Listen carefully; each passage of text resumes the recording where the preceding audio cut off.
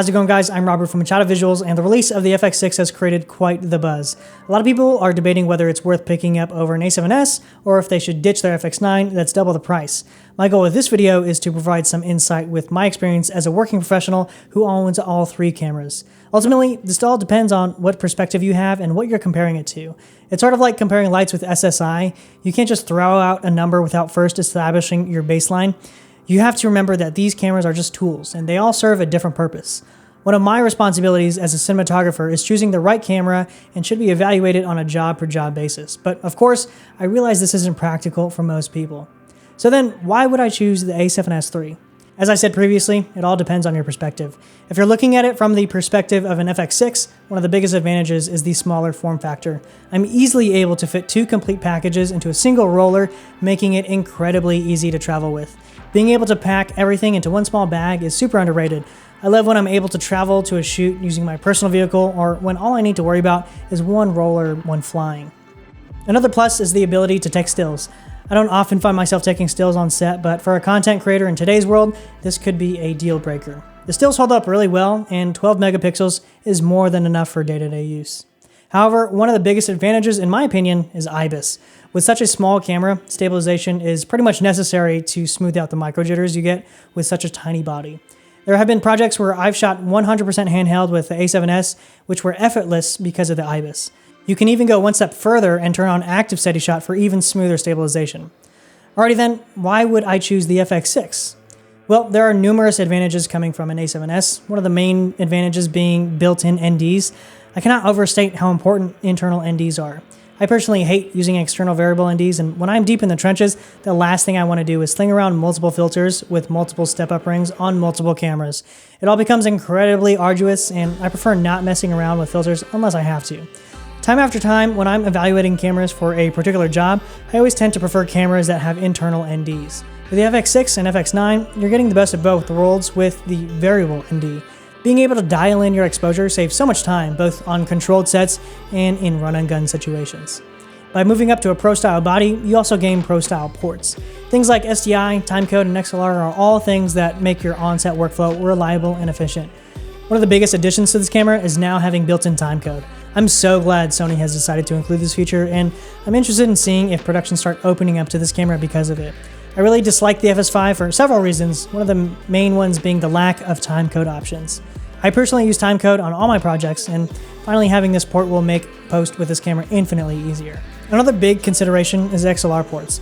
For a lot of doc or corporate work, being able to pipe in audio from a microphone goes a long way.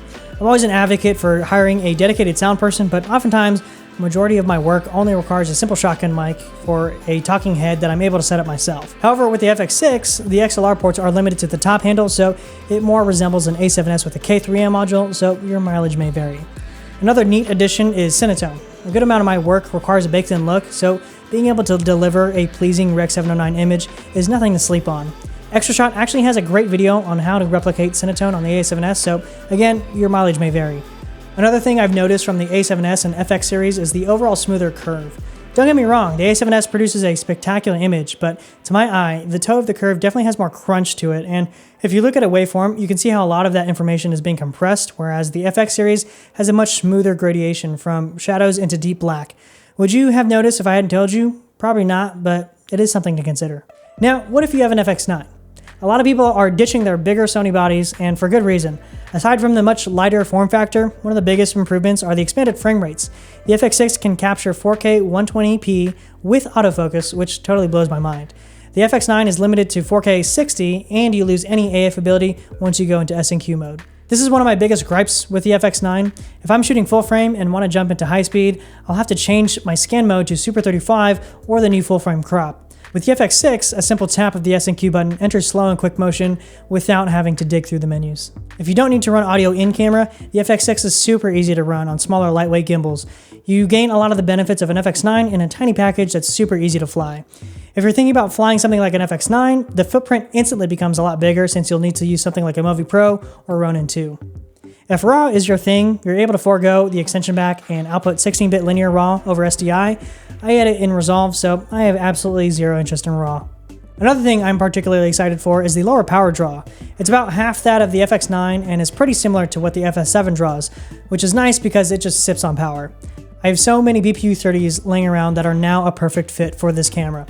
Now, before I dive into the FX9, I want to first mention this video sponsor, Skillshare. Skillshare is an online community for creatives and is an amazing resource for people looking to further their craft. I'm a big proponent for quality information, and Skillshare has thousands of online classes that encourage genuine growth. As an industry professional, I always have a constant hunger to learn and explore new techniques to help push my work forward. As I mentioned earlier, I edit exclusively in Resolve, and I love having my grading suite just one tab over. If you're still crashing in Premiere and you want to get your feet wet, Fred Trevino has a great course on color grading that covers Resolve basics, reading a waveform, and dialing in your primary and secondary grades.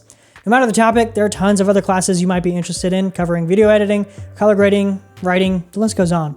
Memberships are $10 a month, but if you're interested, use the link in the description to receive a free trial of Skillshare Premium. So if the FX6 offers nearly identical performance to its bigger brother, what's the point of shelling out 11 grand for a bigger body? Well, in my opinion, things start to get a little more nuanced once you enter the FX9. For starters, the sensor is downsampling from 6K and offers more clarity than the FX6. This is something I've noticed with all my FX9 footage and offers a new level of detail that I've never seen on my FS7. And since we're starting with a 6K acquisition, we're getting a true 4K debayer with better color resolution from a native 4K sensor. Another major selling point is the true dual native ISO. When shooting at low and high base, your noise floor looks nearly identical. While the FX6 does have dual ISO, the two bases look noticeably different. Now, YouTube compression will probably kill this anyway, but trust me when I say there's a real noticeable difference, an increase in noise. It actually looks pretty similar to the a7S to me. It looks like the FX6 is resolving a bit more detail, but also has a more pronounced noise pattern. It almost looks like the a7S has noise reduction kicking in, but that's just me speculating. The ability to change image or scan modes makes the FX9 super versatile in terms of lensing options.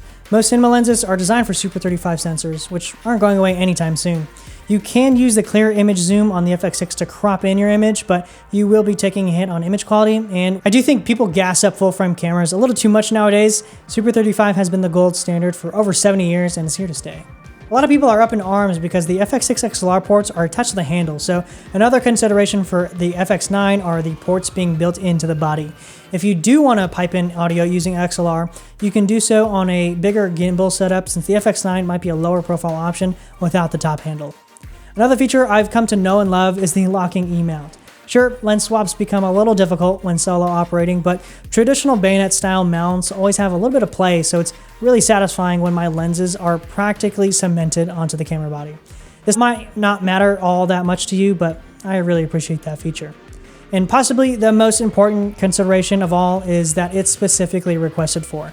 The FS7 was and still is one of the most popular production cameras in the world, and that camera has made a lot of people a lot of money.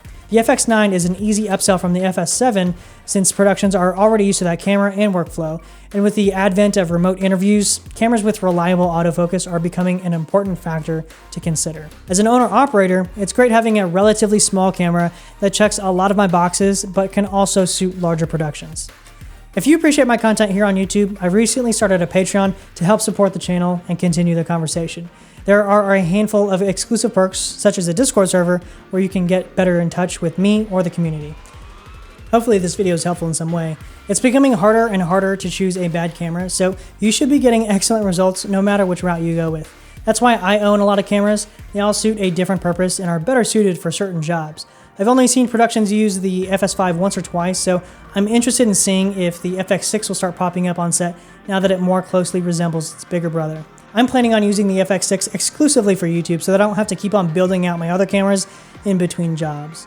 I'd love to know which camera suits your workflow and why, so let me know in the comments.